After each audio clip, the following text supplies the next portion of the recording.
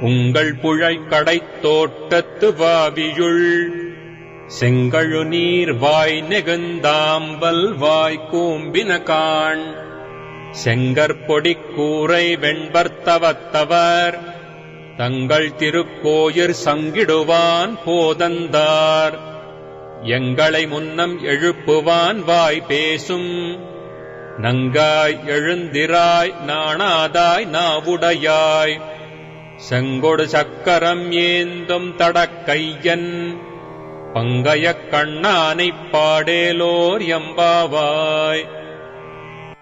స్నానము చేయుటకు గోపికల నెల్లరను మేల్కొలిపెదనని పలికి నిద్రపోవుచున్న ఒక ఆమెను ఇందు మేల్కొలుపుచున్నారు.